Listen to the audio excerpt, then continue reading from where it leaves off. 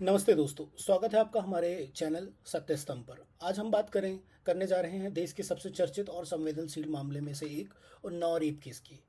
इस केस में पिछले एक हफ्ते के अंदर इतनी बड़ी हलचल हुई है कि पूरा देश हैरान रह गया है। एक तरफ जहां 23 दिसंबर को दिल्ली हाई कोर्ट ने दोषी विधायक कुलदीप सिंह सेंगर को जमानत देकर सबको चौंका दिया था, वहीं अब सुप्रीम कोर्ट ने उस फैसले पर रोक लगाकर एक बड़ा संदेश दिया है। आज के इस वीडियो में हम आपको बताएंगे कि आखिर कोर्ट में क्या हुआ, सुप्रीम कोर्ट ने हाई कोर्ट के फैसले को क्यों पलटा और अब क्या कुलदीप सिंह सेंगर जेल से बाहर आ पाएगा या नहीं। इस पूरे मामले की जड़ तक जाने के लिए हमें थोड़ा पीछे भी जाना होगा, तो चलिए शुरू करते हैं। सबसे पहले बात करते हैं अभी की सबसे ताज़ा खबर कि दोस्तों 23 दिसंबर 2025 को दिल्ली हाई कोर्ट ने कुलदीप सिंह सेंगर की उम्र कैद की सज़ा को सस्पेंड करने दिया था और उसे जमानत दे दी थी। हाई कोर्ट ने अपने फैसले में एक बहुत ही अजीब दलील दी थी। कोर्ट का कहना था कि कुलदीप सिंह सेंगर पहले ही 7 साल से ज़्यादा वक्त में जेल काट चुका है और उसकी अपील पर अंतिम फैसला आने में अभी समय लगेगा। लेकिन सबसे बड़ी बात जो हाई कोर्ट ने कही वो यह थी कि पॉक्सो एक्ट के तहत जो धाराएं लगी है उनमें पब्लिक सर्वेंट यानी लोक सेवक की परिभाषा को लेकर पेच फंसा हुआ है। कोर्ट ने कहा कि शायद एक विधायक को पब्लिक सर्वेंट की श्रेणी में उस तरह नहीं रखा जा सकता जैसे सरकारी कर्मचारी को रखा जाता है, और इसी आधार पर उसे राहत दी गई थी। इस खबर के आते ही पीड़िता परिवार और सीबीआई तुरंत हरकत में आए और उन्होंने सुप्रीम कोर्ट का दरवाज़ा खटखटाया। और फिर 29 दिसंबर को सुप्रीम कोर्ट में जो हुआ उसने हाई कोर्ट की दलील पर कई सवाल खड़े कर दिए।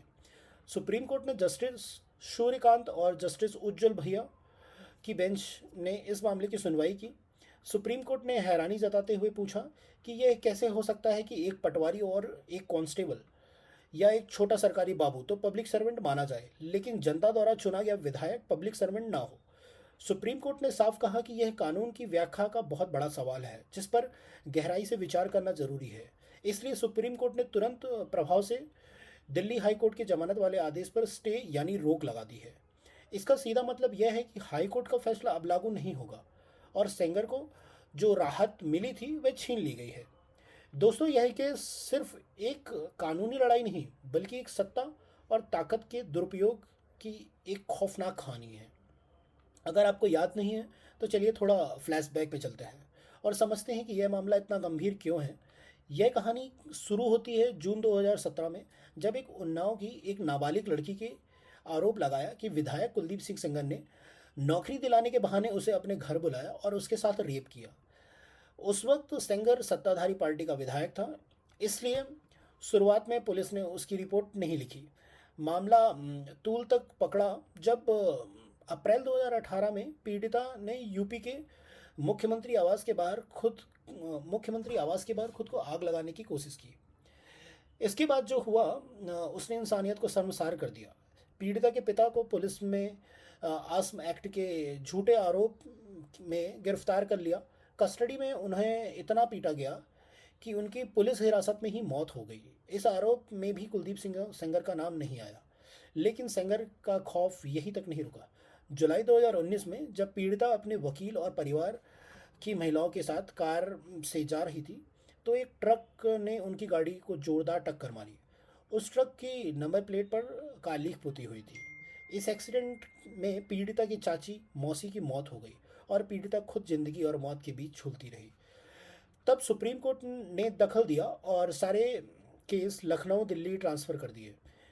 दिसंबर 2019 में दिल्ली की 30 हजारी कोर्ट ने कुलदीप सिंह सेंगर को रेप का दोषी माना और उसे उम्र कैद यानी ताउम्र जेल में रहने की सज़ा सुनाई। साथ ही 25 लाख रुपए का जुर्माना भी लगाया। अब वापस आते ही आज के सवाल पर, क्या हाई कोर्ट में बेल मिलने के बाद सेंगर सच में बाहर आ जाता? तो इसका जवाब है नहीं। भले ही सुप्रीम कोर्ट रोक नहीं भी लगाता तब भी सेंगर जेल से बाहर नहीं आ पाता। ऐसा इसलिए क्योंकि उस पर दो अलग अलग सजाएं चल रही हैं। पहली सज़ा रेप केस में उम्र कैद की सज़ा है जिसमें उसे बेल मिली थी। दूसरी सज़ा है उस पर गैर मतलब उसके पीड़िता के जो पिता की पुलिस कस्टडी के अंदर जो मौत हुई थी उस पर है। दूसरे मामले में उसे 10 साल की सज़ा मिली हुई है और उसमें उसे कोई बेल नहीं मिली। तो कुल मिलाकर निष्कर्ष यह है कि सुप्रीम कोर्ट ने इस स्टे के बाद कुलदीप सिंह सेंगर की उम्मीदों पर यानी पानी फेर दिया। सुप्रीम कोर्ट ने सेंगर को नोटिस भेजा है और इस मामले में अगली सुनवाई 4 हफ्ते बाद होगी। पीड़िता ने भाई ने सुप्रीम कोर्ट के इस कदम का स्वागत किया है और कहा है कि उन्हें न्यायपालिका पर पूरा भरोसा है। दोस्तों, यह थी न्यायरोप केस की अब तक की पूरी कहानी और ताज़ा अपडेट। कानून अपना काम कर रहा है, लेकिन यह लड़ाई कितनी लंबी और कितनी कठिन है, यह हम सब ने देखा। इस पूरे मामले पर आपकी क्या राय है? आप हमें कमेंट बॉक्स पर ज़रूर बताइए। यह मेरा पहला वीडियो है, तो हो सकता है मुझसे कोई कमी रह गई हो, पर आप हमारे साथ लगातार बने रहिए। हम आगे अपनी इन सारी वीडियो पर सुधार करेंगे और आज आपके सामने सब कुछ एकदम क्लियर पिक्चर रखेंगे, चाहे वो किसी भी पार्टी का मेंबर हो। धन्यवाद।